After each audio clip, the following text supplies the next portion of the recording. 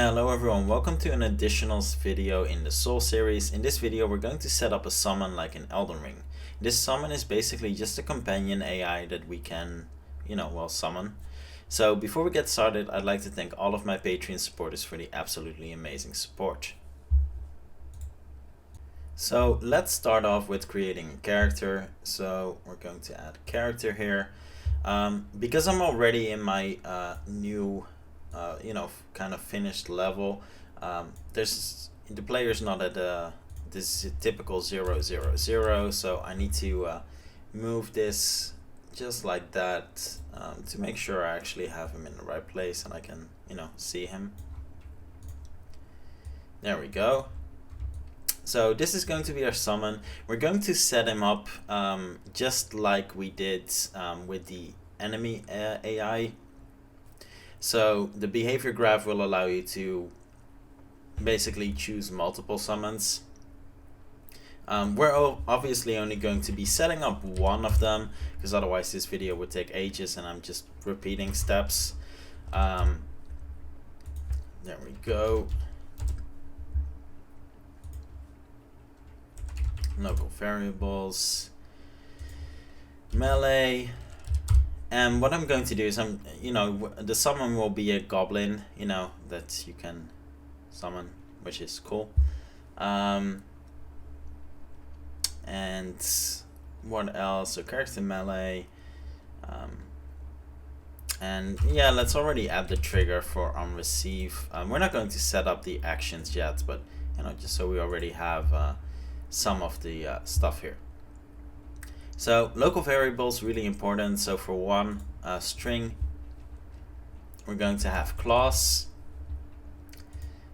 Like I said, in this one, I'm just going to be setting up a goblin. So that's the default I'm going to set here. But yeah, this is basically just like with the enemy AI, how you can differentiate between classes with just one behavior graph. And the second is a slightly new approach to something we already did before. This is keeping in mind that we can use the same type of tactic for both shooter and melee in case you want to set up shooter characters as well, like bow and arrow, things like that, or magic, however you want to do it. So I'll explain this in a bit. Cool. So this is the base character. Now obviously we need a model as well. So as you can see, I have a goblin summon. Cool stuff. And the way I did this is I basically grabbed a goblin male. There we go. I unpacked this.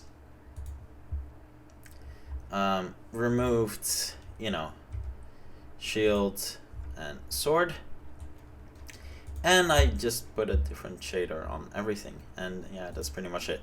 So I'm using the materials from character shader pack. I'll link it in the description. Obviously there's so many that do similar effects, it's not that unique in that sense, but I think it looks pretty cool. It looks similar enough to to a summon in Elden Ring. I've put so many hours in, you'd think I'd remember, but I'm pretty sure it's quite similar. Let's have a quick look at the actual effects just so we can see it. There we go. So yeah, that's what he'll look like. I think it's pretty cool. I think it's a pretty cool effect. And yeah, this is what he typically looks like. Now the nice thing here is that you were able to see straight away that there's literally no difference between the two of them except for the shader. So I use this ghost material, which as you can see is a transparent material. We have some values here. I think I tweaked them a bit just to make him a bit more shiny. All depends on your post-processing settings anyway, how shiny it should be. And then we have all of these parts, and you literally drag it on all of those parts. So it's just drag it on. Obviously that's not enough because we have the body part as well.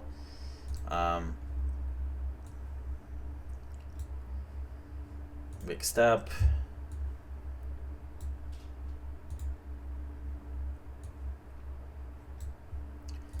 And yeah, there we go. And that's it. Cool. So that's it for the model. And then I just drag them into my prefabs folder to have a prefab. Yeah, and we're done. So simple enough. Now the trick here is that we need to do the same obviously with his weapons. You don't have to do that if you think it's actually a cool twist if he doesn't have fluorescent, like neon type ghosty weapon parts. You know, you can do that as well. If you do want to do it, the trick here is, I think it's NPC shield. Yeah, there we go. And basically we need to duplicate this weapon that we set up in the previous video on AI2, I think. So we duplicate that. We duplicate the shield. Again, we can duplicate it just by Ctrl D because there's no actions assigned to it. Unlike with, you know, shooter, for example, where you can assign actions to the objects. And duplicate the prefabs that are used, and then just put the same material shader on these models, and that's literally it. And then you drag those in. Again, you know, this is just going to be a goblin, so just like in Elden Ring, you know, we're actually mimicking, you know, existing characters, which is obviously the cool thing. Initially, I thought about doing the whole mimic tiers thing, like in Elden Ring, but that's that's a lot more complex. In a way, I mean, you know, if you've played Elden Ring, you do know that mimic tiers are kind of dumb. But still, there's a lot more to set up. It's not really a traditional thing to do, so I thought it would make more sense and save some time to do a, you know, to do a normal summon. Cool. Anyway, all of that is set up. Let's go to the actual behavior tree, which is going to be the more interesting thing. So let's create a new one.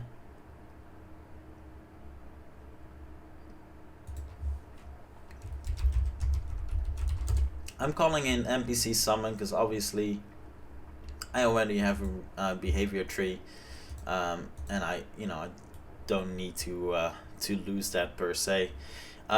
So just like you know, before with the other NPC, like I said, you know, this will be one behavior tree we can use for you know, several things at the same time.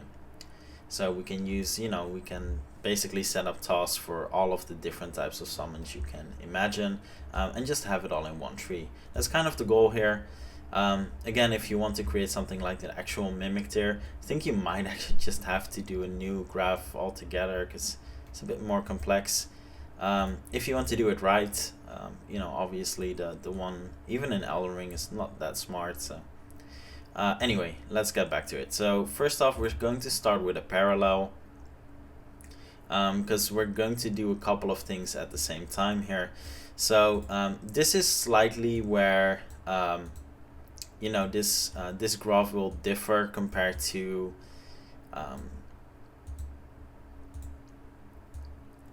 the enemy AI, and then we're going to have a selector here.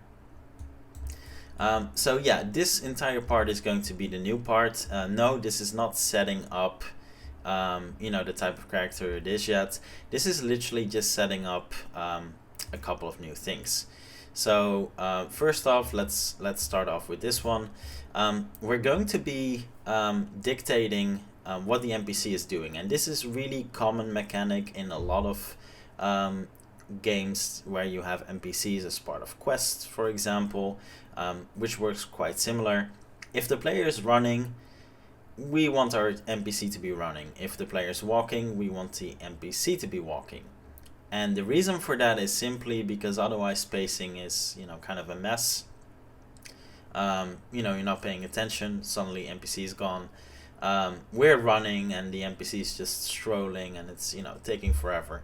So it's a really, really common mechanic.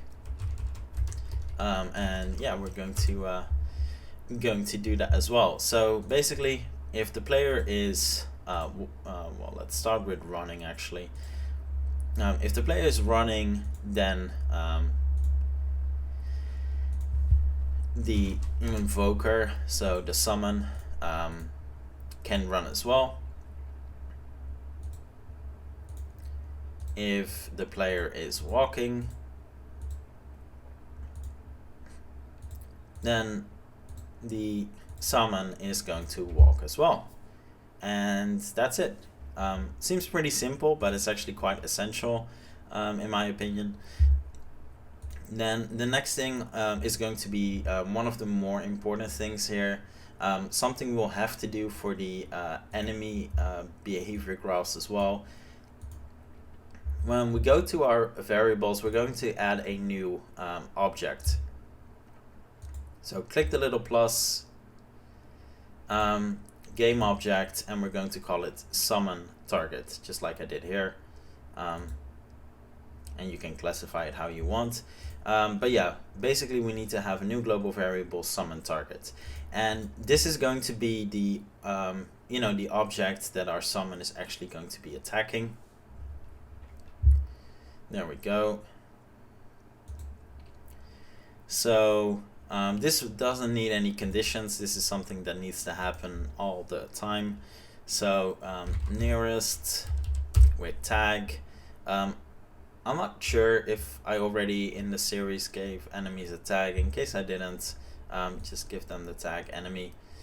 We can just add one here. In case you don't know how to do it, just add a tag, little plus, and just type it in. But yeah, the enemies basically need the tag enemy. That's it. So global variable summon target around the invoker or player. Now this is more of a preference thing. If you want him to start attacking people around him, or if you want him to start attacking people around you. I think based on some of the boss battles with bigger areas, I think in case of the Elden Ring does it around the player. I don't actually think it's around the summon himself, because if you run away really far, then he's just going to stop fighting, run towards you, takes a lot of hits, incredibly frustrating in my opinion. So that's why I did it around invoker. I'm sure there's some technical reasons why this could cause some issues as well, but I often found in boss battles with big areas in Elden Ring that my summon was just really not doing what I wanted him to do. Like, stop chasing me, you're next to a boss, like fight him, don't run away. And he did it anyway. So that's why I did around invoker. Because if you would do it around the player, again, just like in Elden Ring, we run far enough, he'll stop fighting, he'll just come chasing us. That is a choice, that's a design choice. Makes a lot of sense for an open world like Elden Ring, for example. However, during boss battles or smaller areas like I set up here, it can be extremely annoying as well. So complete personal preference. So either set it up around player if you want it to be exactly like Elden Ring does it, or around invoker if you have the same frustration I had. That's basically it. Now make sure the tag is enemy, because we need to gather those tags.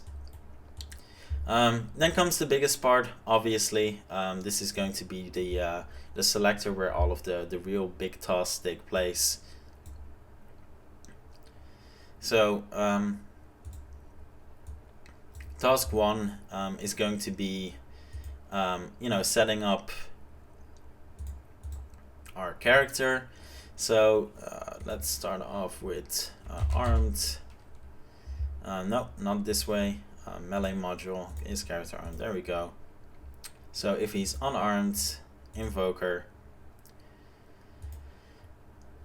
attribute. Oh no, sorry, that's condition attribute. Again, invoker health greater or equal to 1, just to avoid any confusion that he might revert to this task at any point he shouldn't. and then obviously we're going to have a string comparison.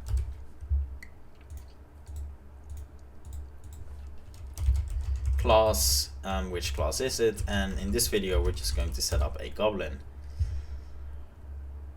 Then model, we're going to change the model,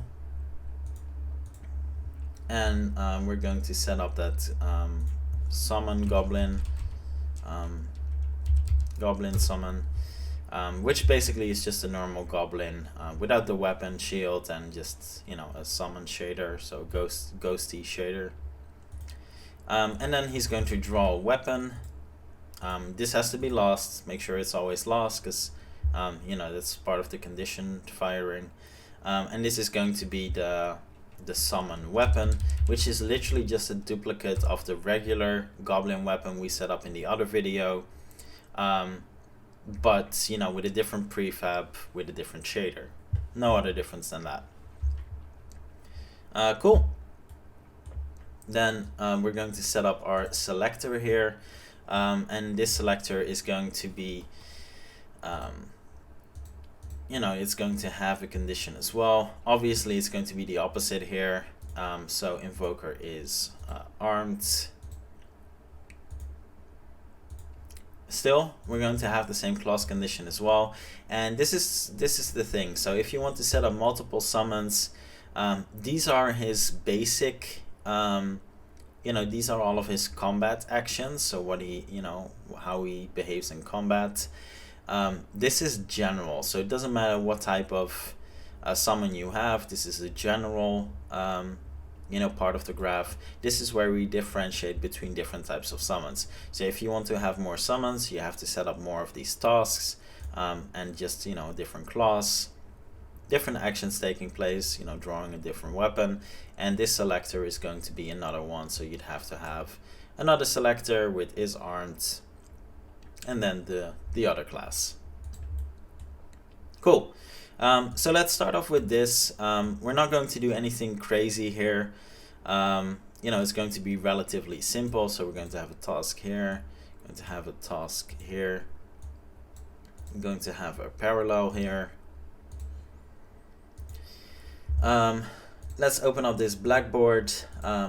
We did this in the enemy behavior as well, so we just have a spotted bool. There we go. Make sure to press enter after, because otherwise it doesn't always save them. Okay, even spam it if you need to. And then we're going to do a bool comparison of spotted, local, invoker, spotted. If it's false, then follow player, invoker, and he's going to be following the player. Now the follow player obviously is going to be important. You want to make sure that even outside of battle, you know, he'll actually follow you around. How much he's going to follow, so the, you know, the distance, I don't really know actually. 1, 2, I don't know, something like that. He should be close, I think. Maybe just 2, I don't know. Anyway, so yeah, if he's not in combat, he's going to be following us around. Really cool, really simple. Then we're going to have a new condition here. Let's already copy this over, you know, if it's still the case. However, we're going to have a second condition here, C. So invoker, can he see global variable the target? Now the important thing here is that we set up a distance between of, what is it, 10. So you know, it would make a lot of sense to have the radius of his perception being, you know, the same. So we can already drag this in here, and then on perception, let's change the distance to 10. Now when it comes to the field of view, again, this is a preference thing. I'm actually setting it to, let's turn on those gizmos just so we see it. I'm setting it to 360, so kind of the top-down approach. This is how it works in, you know, top-down games as well. Well, a lot of top-down games, not all of them, of course. But yeah, basically, you know, the field of view is all around him, and for an NPC, I think that's for a companion AI, I think that's better. I prefer that. If you don't want that, you know, reduce it. But it can be extremely annoying because keep in mind he's going to be following you around, so he can be looking at, you know, your player's ass instead of actually looking at the NPC that is right in front of him. So yeah, I wouldn't put a realistic field of view here, like this, because again, he's not behaving like you are. He is following you around. So yeah, I just would put it at 360 just to be on the safe side, just to make sure it's actually doing what it's supposed to do. You don't have to, but it's just my recommendation. Cool. So yeah, let's get back to it. So if you can see it, and then we need to have the actions. You know, follow invoker. He's going to stop following. Quite important. And then bool invoker spotted is going to be turned on. Again, quite similar to what we did with enemy AI here, not all that different at all. Obviously, as you might have guessed, the condition here is going to be the opposite. So this is what's going to happen if he actually does see an enemy. Now the thing here is that, so these are the tasks that play if he doesn't see anyone. So basically, he just follows the player, sees someone, he's going to stop, and then we're going to transition into combat, basically. Cool. So task, selector, no, the selector doesn't actually have any. I'm going to keep his behavior quite simple. I think that's fine. You know, truth be told, they're incredibly. I mean, their summons are incredibly simple in Elden Ring as well. So I don't see why we should be. Making things more difficult. So let's first set up this task, which is going to be obviously the default focus. So invoker is going to set a focus on his target. Makes sense. Then in the selector, the default task, in case he's not close enough, is just going to be move. So move character, invoker, variable, global variable, summon target, I don't know, like 1. Wait until arise has to be turned off. Make sure it's turned off, because otherwise you can have some wacky behavior. Here in tasks, we're going to have some restrictions. So distance below, and again keep in mind below the summon target, by the way, this has to be striking distance, so let's say 2, something like that. We'll have the same task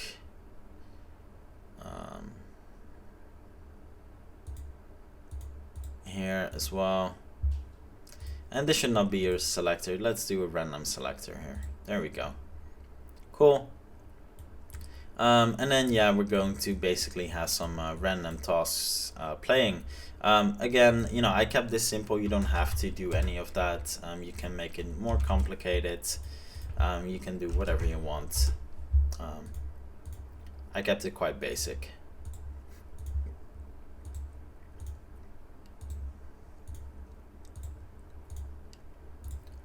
And there we go.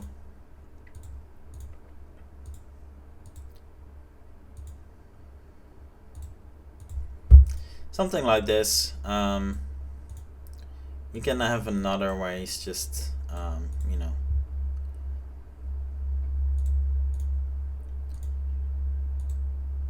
shield, what is it, block,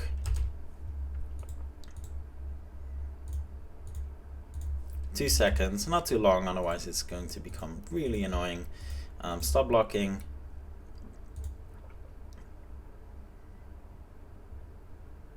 Yeah, and that's it. You know, I put the same conditions, and yeah, you know, it's again, you know, it's going to do some basic things here. So we have a random selector that's just going to be, you know, selecting between these tasks. If the distance is big enough, he's just going to walk towards him. Again, pretty simple stuff, nothing nothing out of the ordinary compared to what we did before, you know, with our other behavior. So yeah, cool nonetheless, of course, but you know, pretty basic. So when it comes to the selector, now we need to add some additional tasks. So let's go here. And there we go. Let's sort this so it actually is a bit more organized.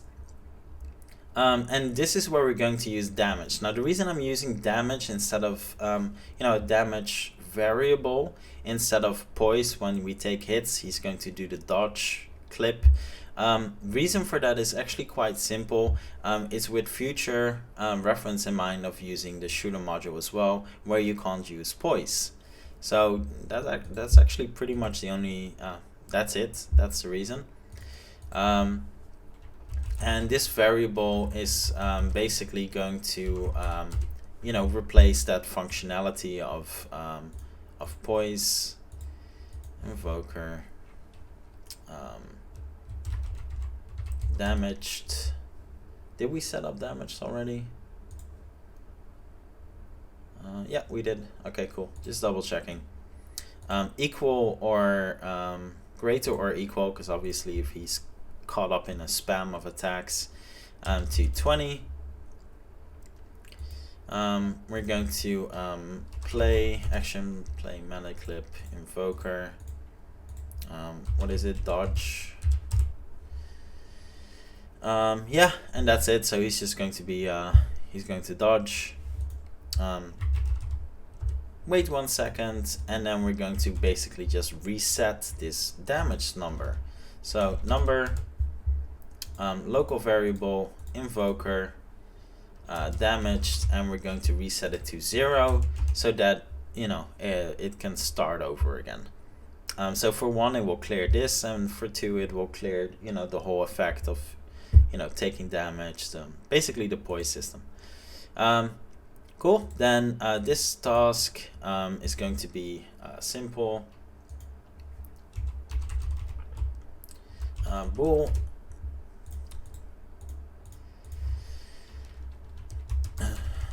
So if spotted is true, and yeah, I'll explain in a bit why we're doing this. So the goal here is that if spotted is true, but our target is now empty, and I'll explain that as well. So what we're going to do is we're going to make sure that our enemies, once they die, they change their tag. And that's actually quite important. So they need to change their tag of targets. So the target we already set up before. So when the player is going to be determining which target is basically, when target is empty, so we set up that system at the beginning in order to make sure that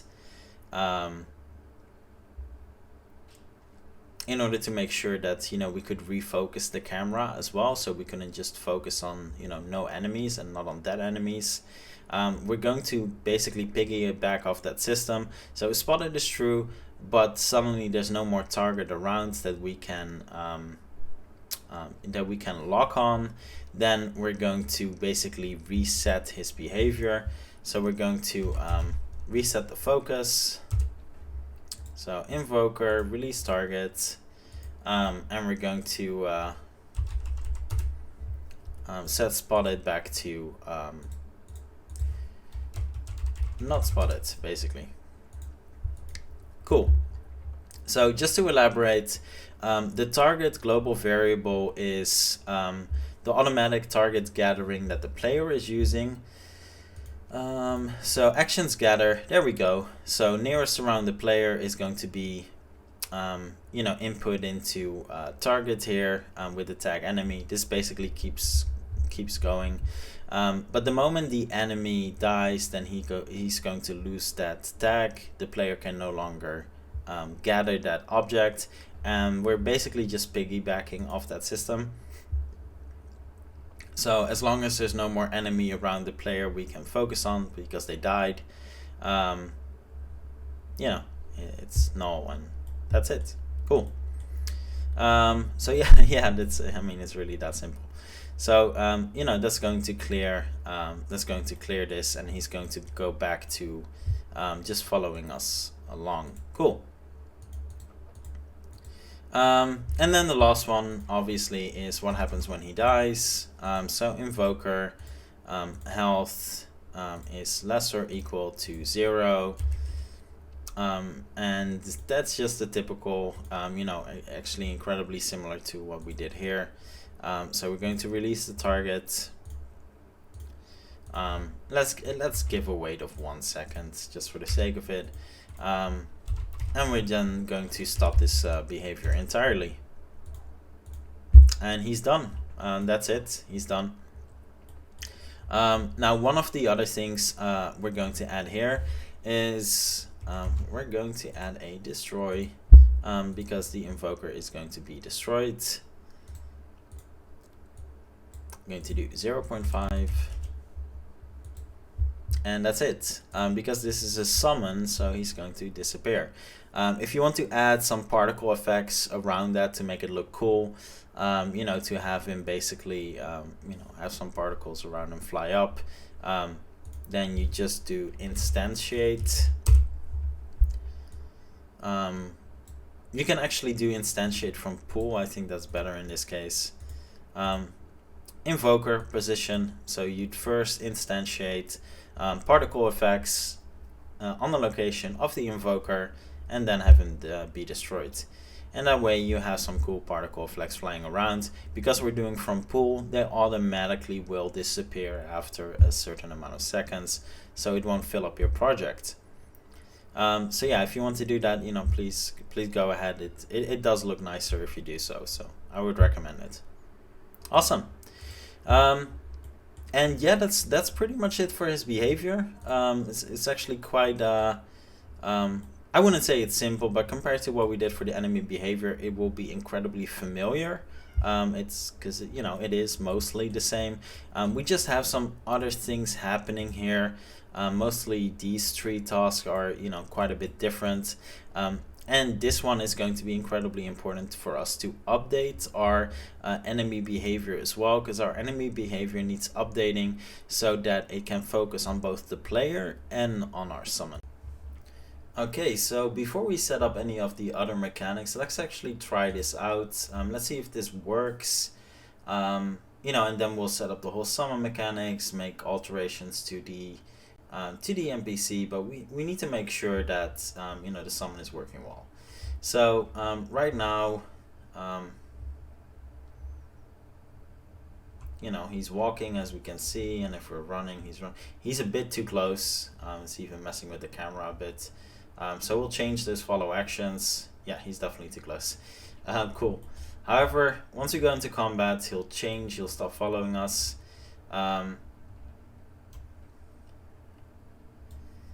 And yeah, he's definitely not doing all that much. I know he's supposed to be blocking with his shield as well.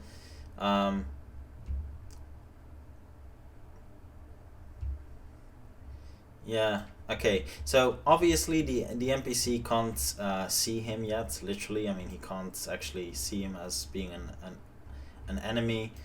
So he won't be attacking him whatsoever. So that might be the biggest thing. I think the 2-meter attack is actually pretty fine. The problem is that, yeah, he's not seeing the NPC as an enemy. But that's normal. We didn't alter the graph yet. As you can see, he can deal damage just fine. That's not really the issue. He can attack him just fine. But yeah, the biggest issue here is definitely the fact that he's not doing... yeah, it's not that useful.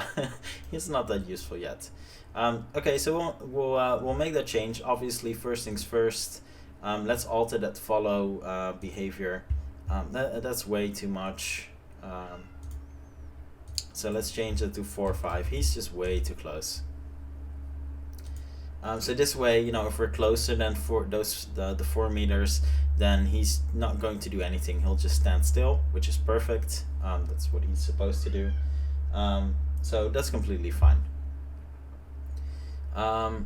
So yeah, just make the small alteration. Now we need to do the same for the enemies, which is, you know, we're going to copy this action already because it's going to be pretty similar. And the important thing here is that we need to set up a tag as well. Now, I do know that the player by default has the player tag. I think we can use that. Might be wrong, might be that it's used for something else, but I think we'll be able to do the same for our goblin here. So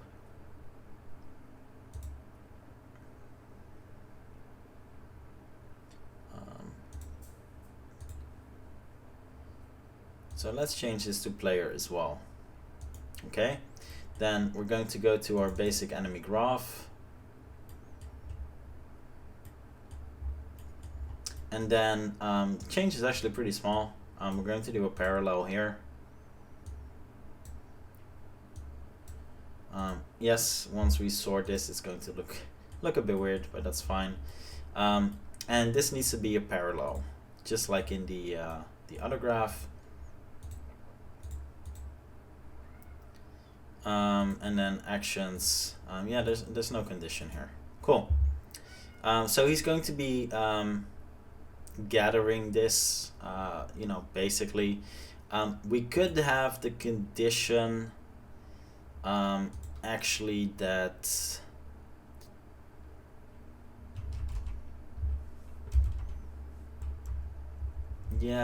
no, we'll leave this off. We'll see how that goes.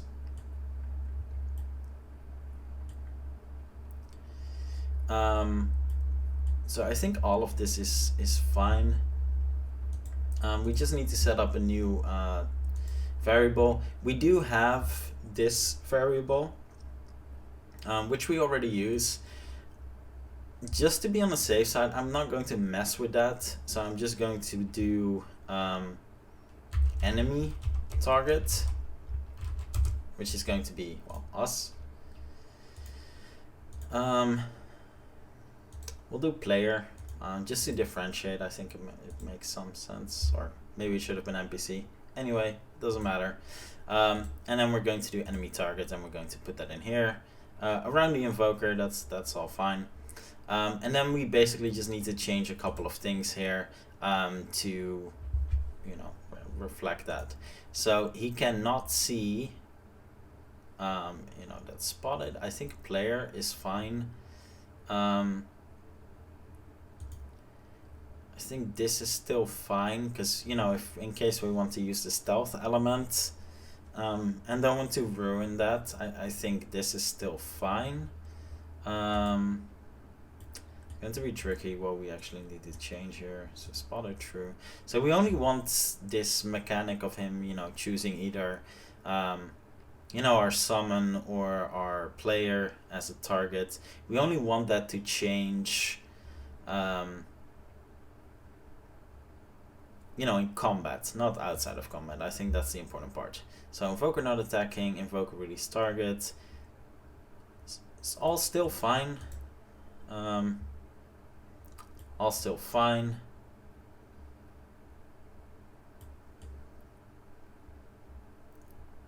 Let's focus on the one here. So no shield. There we go. So invoker is not attacking, set target. Here we're going to change. So we're going to set that to enemy target. That's our first change. Let's make sure we do that for the other enemy straight away as well. Enemy target. Blocking. We don't need to change anything here.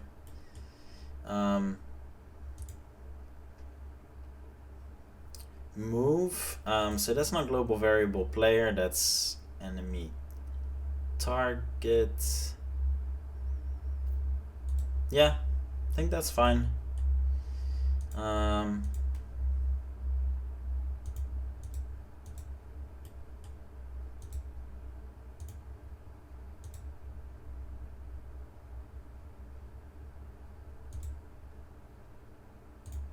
Enemy target. Cool. I think the only other thing we need to change actually is simply the condition for attack of the distance conditions. So that's going to be not player but global variable enemy target, enemy target, enemy target, and enemy target. All fine.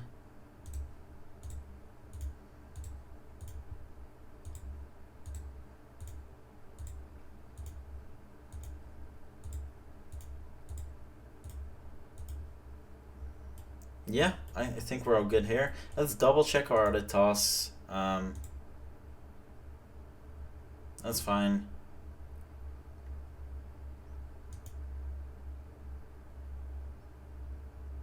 All fine, there's nothing to change here. Cool. So I think we're pretty much done here. Let's try this out before we set up the actual summon mechanic. Let's check out the behavior, but theoretically, he's only going to trigger to his spotted state if he spots the player. I think that's still an important part, otherwise you destroy the stealth aspect. Stealth being a big word here, but fine. So I think we're still good there. I don't think that's and he's only going to really do something here.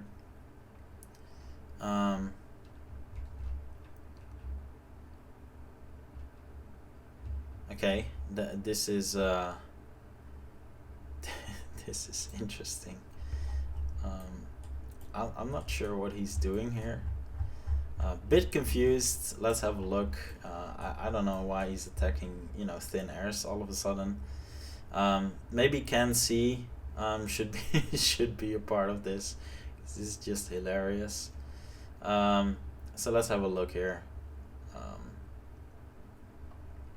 So behavior, it's this NPC. Distance. Enemy target should be like, he's tagging himself. Okay, what? Give me 2 seconds. I did something wrong here. Sorry about that. Oh my god. I can't. Seriously. Sorry, it was the wrong tag. I forgot to change the tag. So he was literally seeing himself and attacking himself. A bit strange. It is what it is. Let's try that again. So, my bad.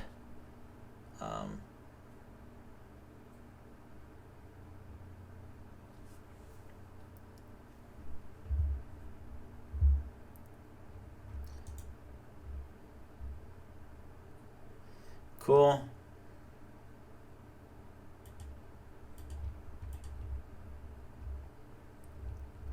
So, if I remain a bit at a distance, yeah, we're getting in a loop here. So this is only one thing that definitely does need to change. And that's fine. At least they are attacking each other.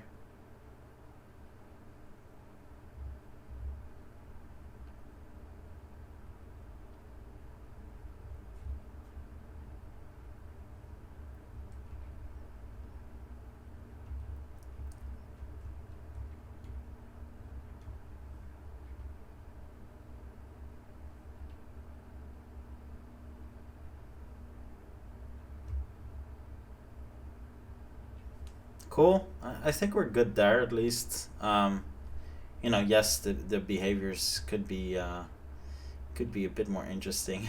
That's for sure. But because we also didn't set up any damage conditions yet for the NPC, so he's not doing any evasive moves yet. We set up the behavior graph actions for that. What we didn't set up yet for that is you know, him actually taking damage, and that's all fine. So cool, you know, let's finish him off. Using too much mana here. Stamina. Come on, dude. Finish him off for me. Okay, well, you can't hit him, then I'll do it. Cool. Okay, so yeah, definitely not there yet. So we need to have a look at the behavior. So basically it's this. No, not this. This part. Set target. Invoker is not attacking. Okay, we can try this. I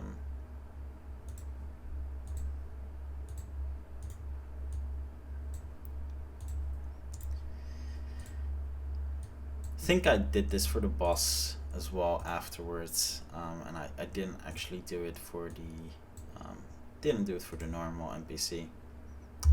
Let's try that out. I think this should fix the issue we had, because basically he doesn't really have time to readjust because he's always just in an attack loop, which, as you can see, was just way too much because he's just, you know, the player can dodge and get away, so he'll have to walk and it will be less of a spam thing. But now, you know, with the summon, he was just, you know, with the companion, he was just basically just spamming attacks on him, and that's it. Cool.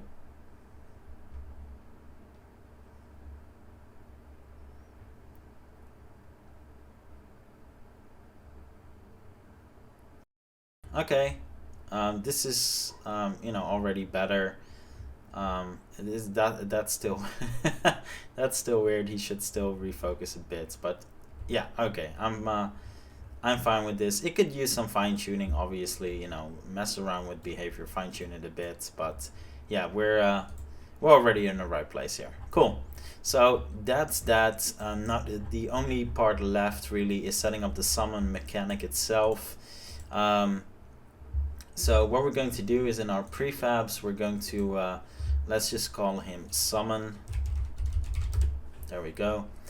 We need to add a UI canvas. So we need to add a canvas because we need to have a UI element dictating him, you know, him existing as well.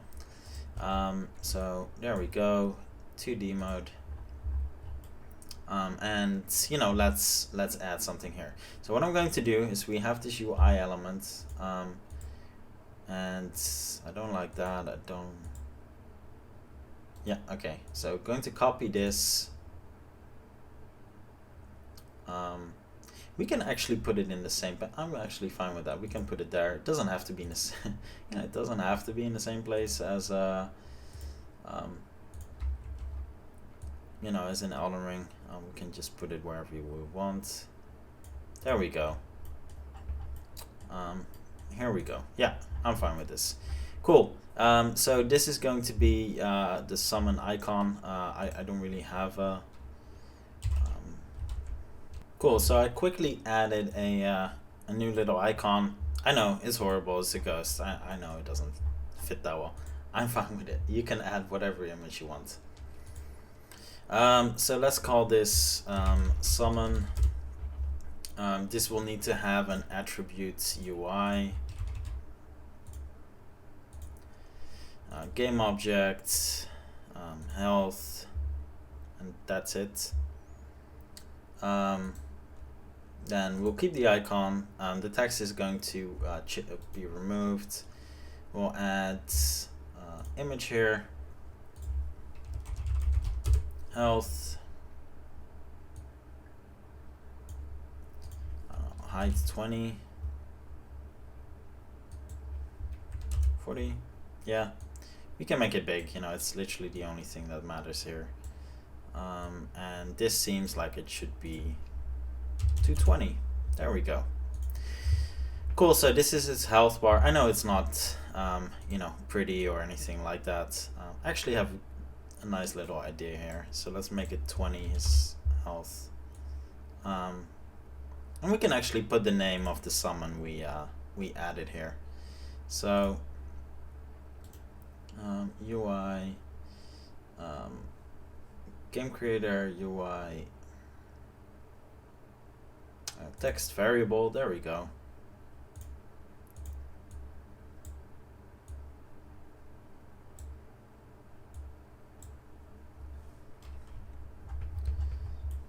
Let's drag that in place.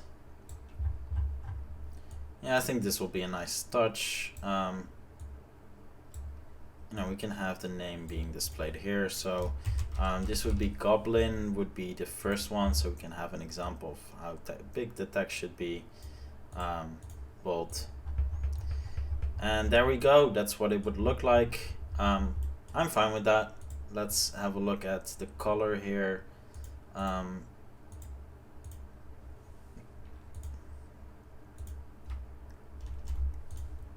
Cool.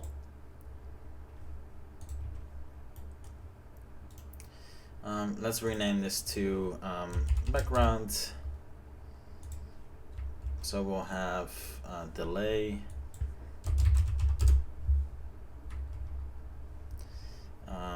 And the delay, and these should be square.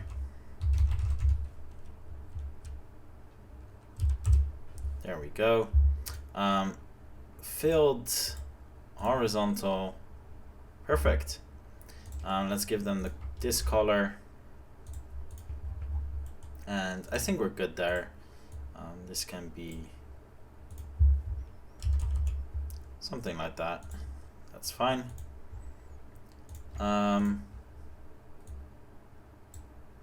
case like that, it would look like that. Yeah, I think that's pretty cool. That's transparent enough, but also not too transparent. So we're good there. The delay is going to have attribute UI as well. Health. Cool. Of itself. And this will just be the health bar. And we're going to drag that in here. Awesome. Now we just need to refer to our summon character for both of these. And there we go.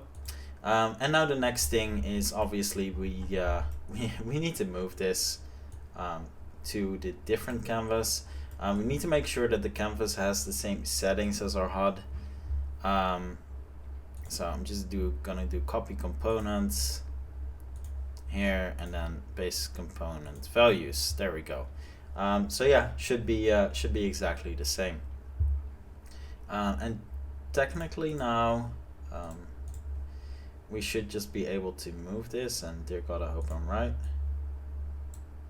And I'm right. Cool. So this is the canvas that he's going to be spawning himself, so that comes with him. So someone is not there, that's not there, someone is there, you know, hey, he's there. And awesome. And that's it for the canvas. It's not the prettiest, but you know, you get the gist. You can make it look whatever you like, whatever you want. And now we just need a mechanic. When it comes to the mechanic, if you want to tie to, you know, inventory items, I'm pretty sure you know how to do that by now. I'm just going to show you the basics of how it would work. So I'm just going to do a key down, going to be L. Reason I'm doing L is because you never use L. It's a weird button. Can get rid of this, and the condition is going to be simple. So attribute value, we're going to use our mana for this, greater or equal to 10, because that's the minimum. And then we're going to, I think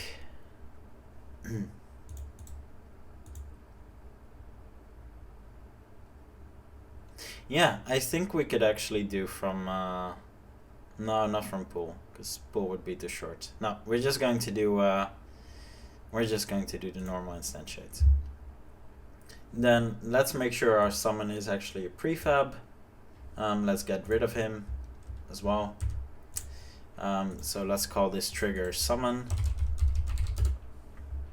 Then in our conditions, we're going to summon our summon. Position. So we're going to do player and then 1/1. That way, you know, he's always around us, but not too far, not too close.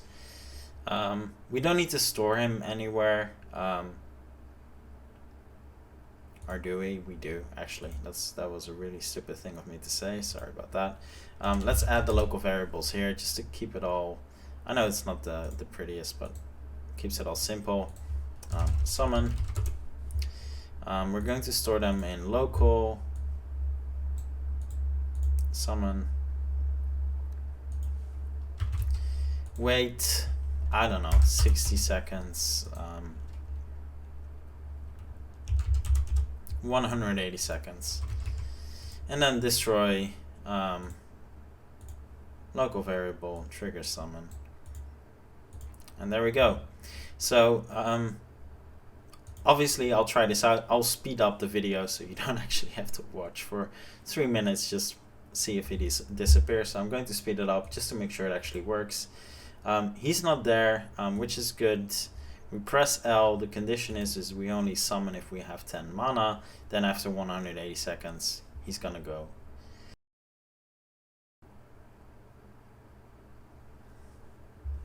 Cool. Let's make sure we can actually summon him. So L. Yay, he's there. I forgot to do this. Let's quickly do that first before I continue with my video. Because now that bothers me straight away. So let's open up our summon prefab. Text, local variable. We're going to drag in our summon and we're going to select class. We'll remove this variable piece and there we go. That's it.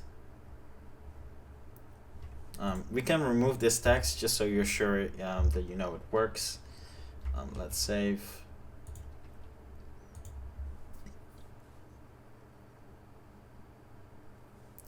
There we go. So let's summon him. Now it's called Goblin. Yay. That's his health bar. I don't think he can take damage from me actually. We didn't set up those damage conditions actually, so we need to do that as well. But yeah, we're cool here. Yay. And now we'll just wait 3 minutes to see if he actually disappears.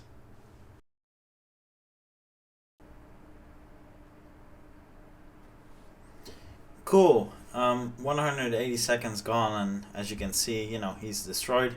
One of the things I didn't check, so for example now, you know, I'm going to summon him. Because I didn't do that it subtracts mana yet, I keep my mana. So what happens if I press it again? As you can see, nothing happens because these actions are still taking place. And that's how it should be. That's the goal. You can't just keep summoning and summoning. You need to wait those 3 minutes that he's alive either way. So cool. So let's make those last couple of changes to our character. So summon, and then we have you know, these actions conditions. So what I'm going to do, so the actions, in case you're wondering why do we have separate things, so we're going to do add, variable adds, local variable. It's going to drag in the summon just in case, damaged, and 5, and that's it. So every time he gets hit, you know, he takes 5 damage. There's a number, so not, you know, doesn't actually affect his health. And then once that reaches 20, he's going to do that dodge move. The nice thing here is that you can use the same action, this action, for example, if you have a trigger for on receive attack or on receive shot, if you're also using the shooter module, and that way, you know, there's only one thing you have to set up in the graph for him to do those dodges, as you know, things like poise, etc. doesn't affect the shooter module. So pretty simple, but it works. And then the conditions, you know, just really simple. Attribute value, Just going to drag him in just in case. Health is greater or equal to 1. Then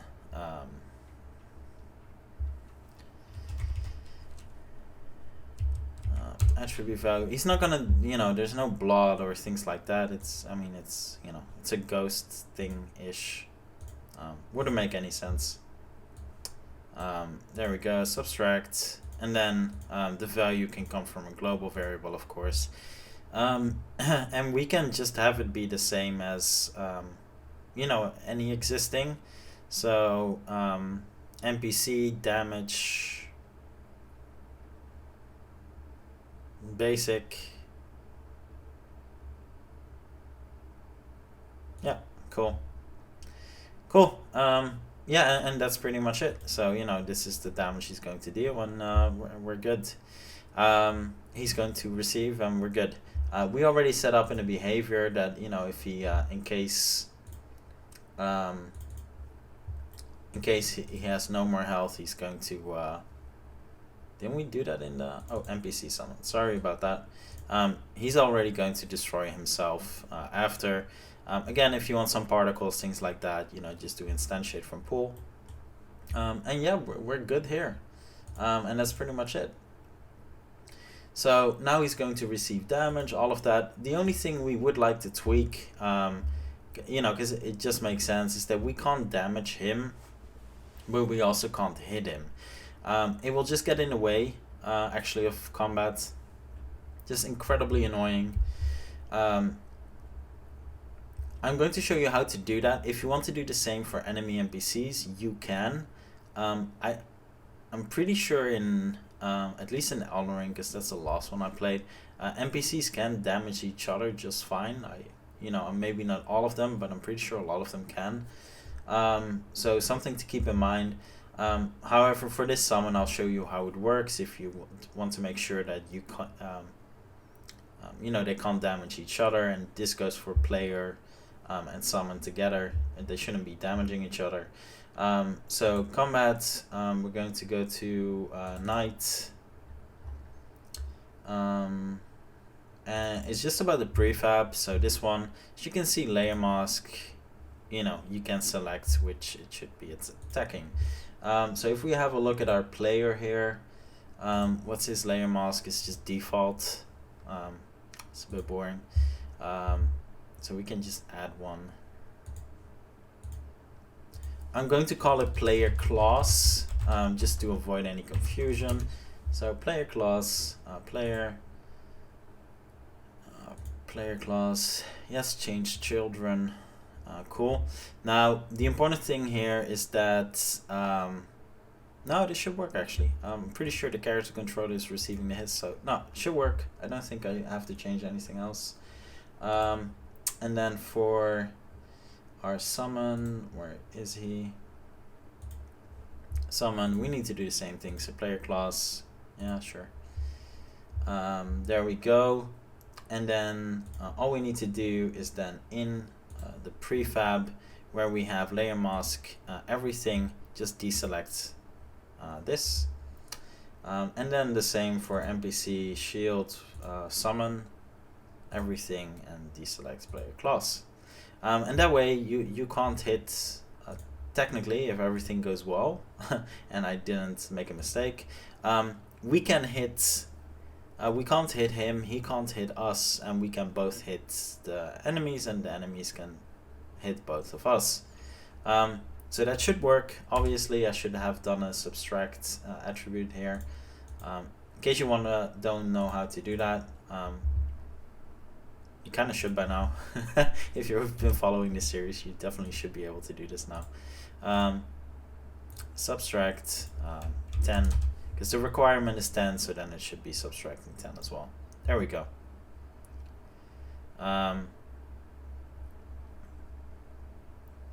Yeah, I should not have done that. So let's do that again. Subtract, not health, mana, of course. Subtract 10. And there we go. So let's try that again.